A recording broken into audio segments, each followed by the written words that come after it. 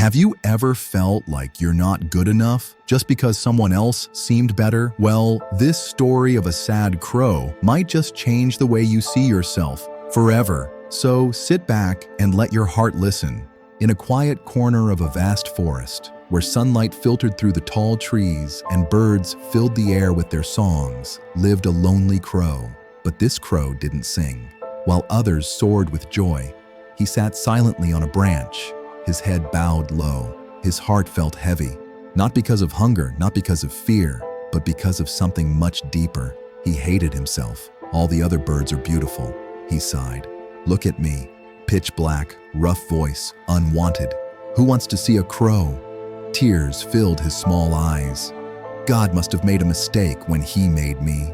He'd often wander the forest looking at other birds, admiring their colors, their grace, the way people adored them. He'd watch how humans fed the parrots, praised the peacocks, and even spoke lovingly to the swans. But no one ever looked twice at a crow. One day, while sobbing beneath a tree, a wise old monk walked by. He paused and looked at the crying bird. "Why are you so sad, little one?" the monk asked softly.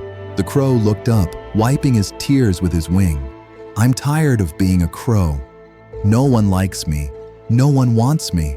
People chase me away. I live off garbage. I don't even like my own reflection." The monk listened patiently. "If you had a choice, what would you like to become?" he asked. The crow thought for a moment and replied, "A swan. Pure white, elegant, peaceful. That's what I want to be." The monk smiled. "I can make that happen. But first, I want you to meet a swan." Surprised but curious, the crow flew to a nearby lake where he saw a swan gliding across the water like poetry in motion. "Wow," whispered the crow. "You're exactly what I want to be." He called out, "Brother Swan, you must be the happiest bird alive." But the swan looked back and said, "Why do you think that?" "Well," the crow said, "you're white, so graceful. People admire you. They feed you.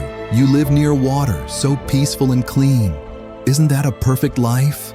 The swan gave a gentle smile, but it was a tired one. "Friend, white isn't always admired. People say I look like a ghost, like a hospital sheet. You know what I want? Color, life, energy. If I could choose, I'd be a parrot, colorful and cheerful." So the crow and the swan returned to the monk.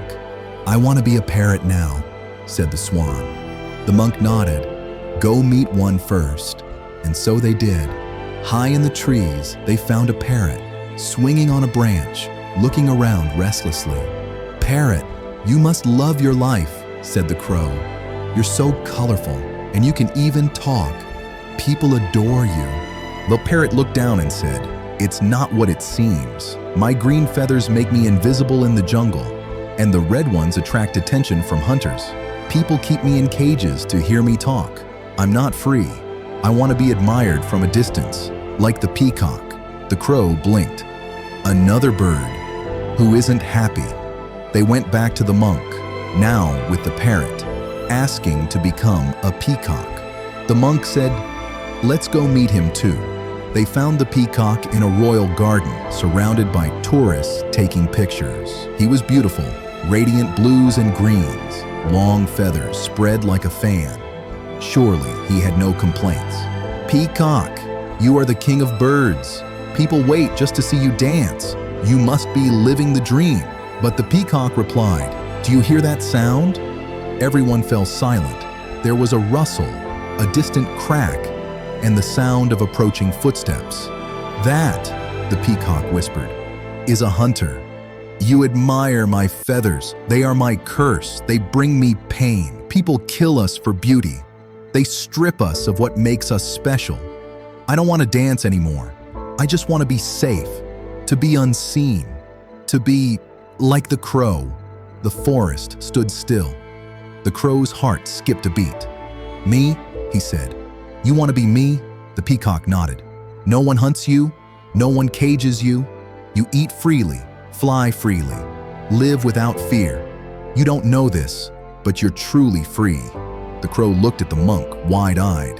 "So, all this time, I was enough?" The monk smiled. You were more than enough. Friends, here's the truth we often forget. You are perfect just the way you are.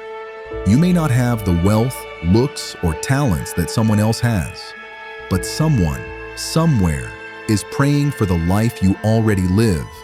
There are people lying in hospital beds, just wishing to walk again. Some are crying for food, for family, for peace of mind. And here you are, breathing freely, thinking you're not enough. You are enough. You are unique. There's no one else in this world like you. You don't need to be someone else.